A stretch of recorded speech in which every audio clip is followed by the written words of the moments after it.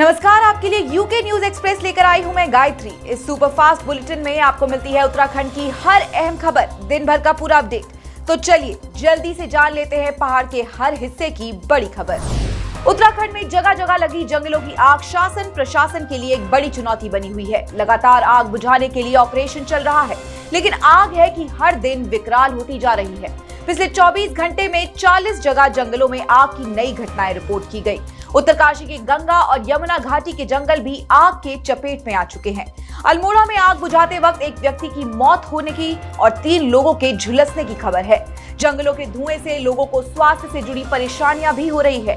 इस fire season में आग की घटनाएं बढ़कर अब 828 हो गई हैं। करीब 1000 हेक्टेयर एरिया में आग ने तांडव मचाया है और इस आग से करीब 24 लाख रुपए के नुकसान का अनुमान है। प्रदेश में लगातार बढ़ रही वनाग्नि की घटनाओं के बाद वन विभाग ने जंगलों में आग लगाने वालों के खिलाफ और सख्त कार्यवाही के निर्देश दिए हैं। अब जंगल जलाने वालों से वन संपदा के पूरे नुकसान की वसूली भी की जाएगी। इसके लिए चाहे उन्हें अपनी पूरी संपत्ति ही क्यों न बेचनी पड़े। पिछले कुछ दिनों से सरकार के निर्देश पर लगातार वन विभाग आग लगाने वालों पर सख्ती कर रहा है। करीब 250 लोगों के खिलाफ अब तक भारतीय वन अधिनियम में मुकदमे दर्ज किए जा चुके हैं।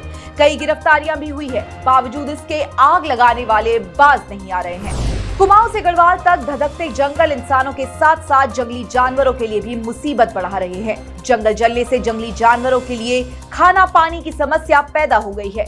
भूखे प्यासे जानवर रिहायशी इलाकों और शहरों की ओर भाग रहे हैं। कई जंगली जानवर खेतों में गिरे अनाज से भूख मिटा रहे हैं। बंदरों से लेकर जंगली सुअर और गुलदार गांव और शहरों के आसपास देखे जा रहे हैं, जिससे लोगों में डर पसर रहा है। पौड़ी में कोटद्वार के लंगूरी गांव के पास जंगलों की आग की चपेट में आकर एक बोलेरो गाड़ी और मोटरसाइकिल जलकर राख हो गई। जंगलों की आग ने यहां कई खेतों की फसलों को भी खाक कर दिया। दियूसा गांव के पास ग्रामीणों के घरों के आसपास रखी लकड़ी और कुछ सामान भी जल गया। सूचना मिलने पर वन विभाग की टीम ने आकर आग पर काबू पाया। 4 मई से फिर बदलेगा उत्तराखंड का मौसम। पहाड़ी मैदानी क्षेत्रों में आंधी बारिश के साथ ओले गिरने की संभावना मौसम विभाग ने जताई है।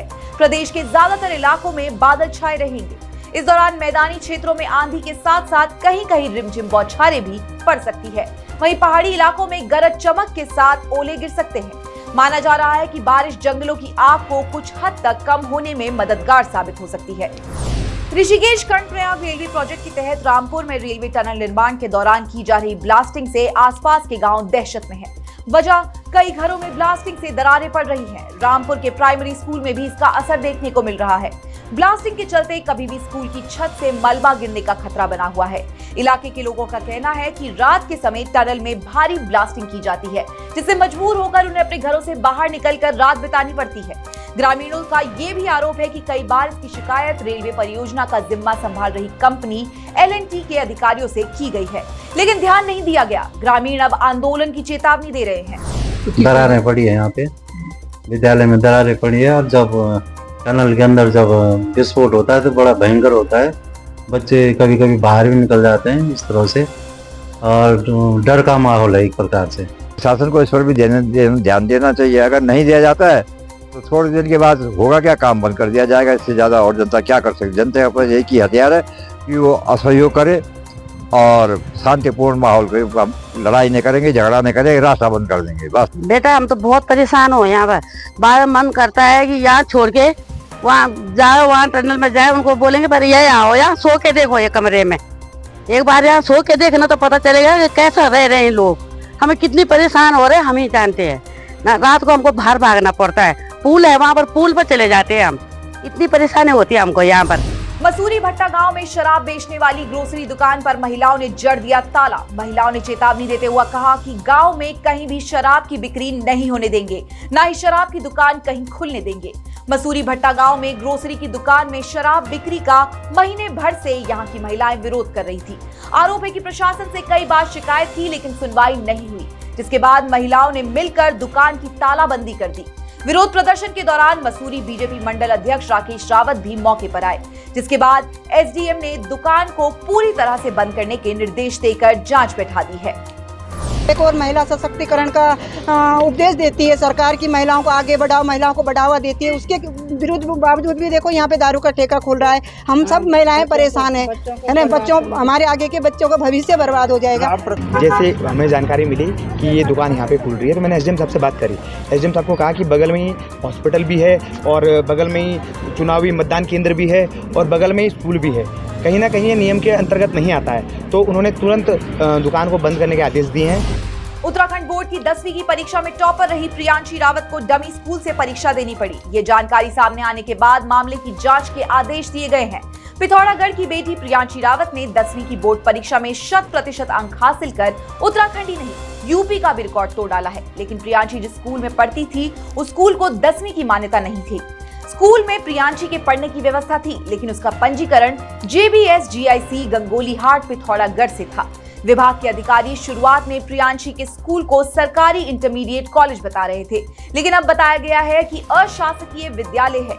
मामले में शिक्षा निदेशक महावीर सिंह बिष्ट ने कहा है कि इस पर जांच की जाएगी। विभाग के अधिकारियों के मुताबिक राज्य में कई डमी स्कूल चल रहे हैं। प्रदेश में सड़क हादसों में राहत राशि के लिए अब मजिस्ट्रेटी जांच की जरूरत नहीं होगी। मुख्य सचिव राधा रतूड़ी ने निर्देश दिए हैं कि सार्वजनिक वाहनों से दुर्घटना में तत्काल राहत राशि दी जाए। उन्होंने प्रदेश में दुर्घटना रोकने को लगाए गए सभी क्रैश बैरियर्स की थर्ड पार्टी जांच के भी आदेश दिए हैं। राज्य में दुर्घटना राहत निधि में देरी की शिकायतों के साथ कई मामले मुख्य सचिव के पास आए थे, जिस पर उन्होंने बैठक में चर्चा की और फौरन नए निर्देश जारी कर दिए गए। चंपावत जिले के डीएम नवनीत पांडे का व्हाट्सएप अकाउंट हो गया हैक। इस खबर ने प्रशासनिक अधिकारियों में खलबली मचा दी है। हैकर ने डीएम की व्हाट्सएप आईडी से कई अधिकारियों और कर्मचारियों को मैसेज भी भेजे।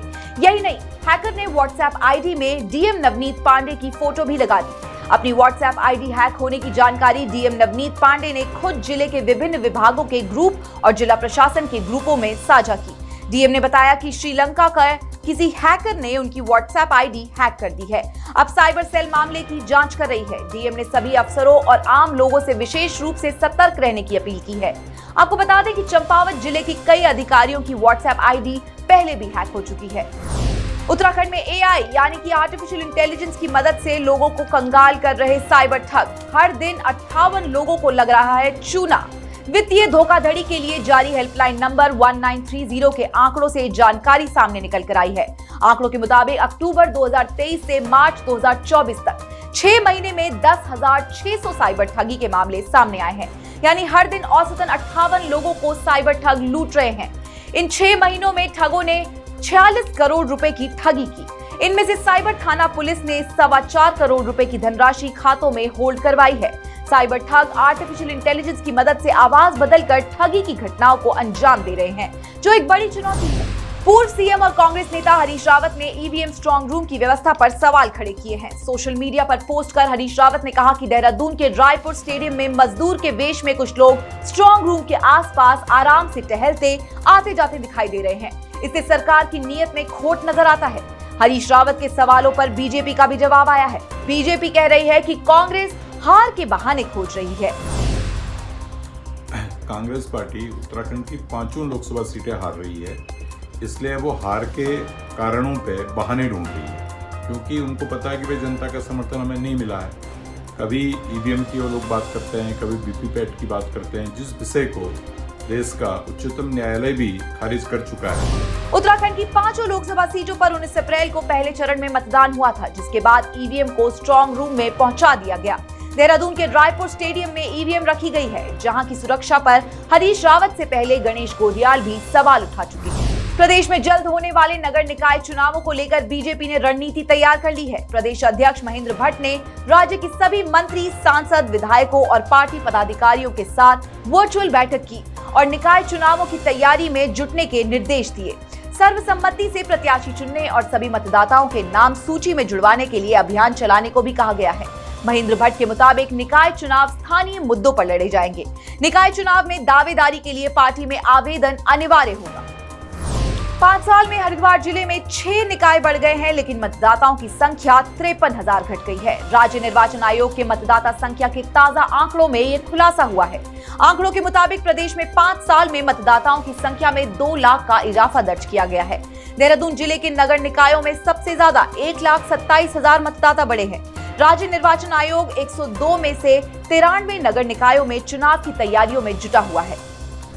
सीएम धामी ने दक्षिणी दिल्ली लोकसभा सीट से बीजेपी प्रत्याशी रणवीर सिंह बिधूड़ी की नामांकन रैली में हिस्सा लिया। बिधूड़ी के समर्थन में धामी ने दक्षिणी दिल्ली इलाके में बड़ा रोड शो भी किया। दिल्ली वासियों ने सीएम धामी का जोरदार स्वागत किया। रणवीर सिंह बिधूड़ी के नामांकन भरने के दौरान भी सीएम धामी उनके साथ मौजूद रहे। दक्षिण दिल्ली सीट पर बीजेपी के रणवीर सिंह बिधूड़ी की टक्कर आम आदमी पार्टी के सहीराम पहलवान से है। दिल्ली की सभी 7 लोकसभा सीटों पर 25 मई को छठे चरण में वोटिंग होनी है। उत्तराखंड वन विकास निगम के अध्यक्ष कैलाश गहतोड़ी का निधन हो गया है। गहतोड़ी लंबे समय से बीमारी से जूझ रहे थे। उन्होंने दून अस्पताल में शुक्रवार सुबह अंतिम सांस ली। कैलाश गहतोड़ी ने सीएम पुष्कर सिंह धामी के लिए अपनी विधायक की सीट छोड़ी थी। सीएम धामी समेत सभी नेताओं ने गहतोड़ी के निधन पर गहरा शोक व्यक्त किया है। विपक्ष से लेकर सत्ता पक्ष तक के नेता गहतोड़ी के घर उन्हें श्रद्धांजलि देने पहुंचे।